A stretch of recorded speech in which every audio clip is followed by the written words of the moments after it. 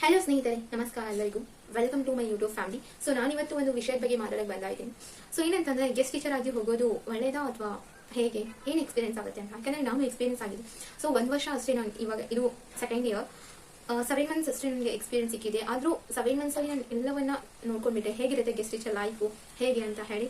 So ನೋಡಿದ್ಮೇಲೆ ಒಂದ್ ಕಡೆ ಅನ್ಸುತ್ತೆ, ಓಕೆ, ಬಟ್ ನಿಮಗೆ ಗೌರ್ಮೆಂಟ್ ಜಾಬ್ ಆಗೋದನ್ಕ ಅಥವಾ ನೀವು ಮುಂದೆ ಏನಾದರೂ ಬಿಸ್ನೆಸ್ ಸ್ಟಾರ್ಟ್ ಮಾಡಬೇಕಾ, ಅಲ್ಲಿ ತನಕ ನೀವು ಗೆಸ್ಟ್ ಟೀಚರ್ ಆಗಿ ಹೋಗಿ, ನೋ ಪ್ರಾಬ್ಲಮ್.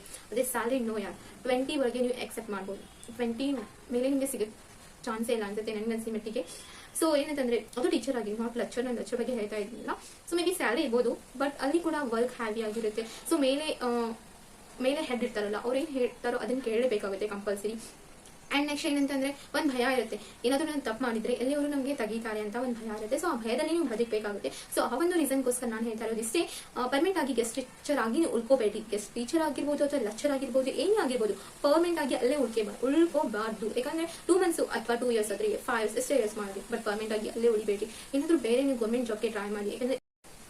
ಯಾಕಂದ್ರೆ ಇಲ್ಲಿ ಪ್ರೈವೇಟ್ ಅಲ್ಲಿ ಹೇಗಂತಂದ್ರೆ ಅವ್ರು ಹೇಳ್ದಂಗೆ ಕೇಳಬೇಕಾಗುತ್ತೆ. ಅಂಡ್ ನೆಕ್ಸ್ಟ್ ಆ ಭಯದಲ್ಲಿ ನಾವು ಬದುಕಬೇಕಾಗುತ್ತೆ. ಸೊ ಅವ್ರು ಕೊಟ್ಟಿಷ್ಟು ಸಂಬಳನೆ ತಗೋಬೇಕಾಗುತ್ತೆ. ಸೊ ಇಲ್ಲ ಪ್ರಾಬ್ಲಮ್ಸ್ ಇರೋದ್ರಿಂದ ಚೆನ್ನಾಗಿ ಓದಿ, ಚೆನ್ನಾಗಿ ಒಂದು ಗೌರ್ಮೆಂಟ್ ಜಾಬ್ ಅನ್ನ ತೆಗೆದುಕೊಳ್ಳಿ. ಒಂದು ಪವರ್ ಇರುತ್ತೆ. ಸೊ ಅವಾಗ ಏನೋ yeah I can do it my life ಅಂತ ಅನ್ಸುತ್ತೆ. ಇಲ್ಲಾಂದ್ರೆ ನಥಿಂಗ್. ಸೊ ಎಲ್ಲರೂ ಚೆನ್ನಾಗಿ ಓದಿ ಅಂಡ್ ಗೌರ್ಮೆಂಟ್ ಜಾಬ್ ತಗೊಳ್ಳಿ. ಸೊ ಇದು ಗೆಸ್ಟ್ ಟೀಚರ್ ಹೋಗೋದಲ್ಲ, ಹೋಗ್ರಿ ಇಲ್ಲ ಅಂತ ಹೇಳ್ತಾ ಇಲ್ಲ ನಾನು. ಅಂಡ್ ಯಾರಾದ್ರೂ ಇವಾಗ ಏನಾದ್ರು ಹೆಂಗಿದ್ದೀರಾ, ಸೊ ಹೋಗಿ. ನಿಮ್ಗೆ ಏನಾದ್ರು ಖರ್ಚಿಗೆ, ನಿಮ್ಮ ಫ್ಯಾಮಿಲಿ ಸ್ವಲ್ಪ ಎಕನಾಮಿಕ್ ಆಗಿ ವೀಕ್ ಇದ್ರೆ, you go and use in your study. ಆ ಅಮೌಂಟ್ ಅನ್ನ ನಿಮ್ಮ ಸ್ಟಡಿಯಲ್ಲಿ ಯೂಸ್ ಮಾಡ್ಕೊಡಿ. ಅಂಡ್ ಟೈಮನ್ನು ಕೂಡ ಸೇವ್ ಮಾಡ್ಕೊಡಿ. ಅಂಡ್ ಸ್ಪೆಷಲ್ ಹೆಂಗ್ ಗೊತ್ತಾ, ಅದು ದೊಡ್ಡ ದೊಡ್ಡ ಸ್ಕೂಲಲ್ಲಿ ನೀವು ಏನಾದ್ರು ಗೆಸ್ಟ್ ಟೀಚರ್ ಆಗಿ ಹೋದ್ರೆ, ಸೊ ನಿಮ್ಗೆ ಅಲ್ಲಿ ಟೈಮ್ ಸಿಗುತ್ತೆ. 2 ಅವರ್ಸ್ ಆದ್ರೂ ಸಿಗುತ್ತೆ. ಸೊ 2 ಅವರ್ನ 3 ಅವರ್ನ ನೀವು ನಿಮ್ ಸ್ಟಡಿಗೋಸ್ಕರ ಯೂಸ್ ಮಾಡ್ಕೊಡಿ. ನಿಮ್ ಬುಕ್ಸ್ ಅನ್ನ ತೆಗೆದುಕೊಂಡು ಹೋಗಿ ಅಲ್ಲಿ ಓದ್ರಿ. ಅಂಡ್ ಯಾವುದೇ ಎಕ್ಸಾಮ್ ಅನ್ನು ನೀವು ಆರಾಮಾಗಿ ಕ್ಲಿಯರ್ ಮಾಡ್ಬೋದು. 2-3 ಅವರ್ಸ್ ನೀವು ಅಲ್ಲಿ ಸ್ಕೂಲಲ್ಲಿ ಏನಾದ್ರು ಸ್ಟಡಿ ಮಾಡಿದ್ರೆ, ಸೊ ಮನೆಗೆ ಬಂದು ಒಂದು 2-3 ಅವರ್ಸ್ ಸ್ಟಡಿ ಮಾಡಿದ್ರೆ you can clear any government job.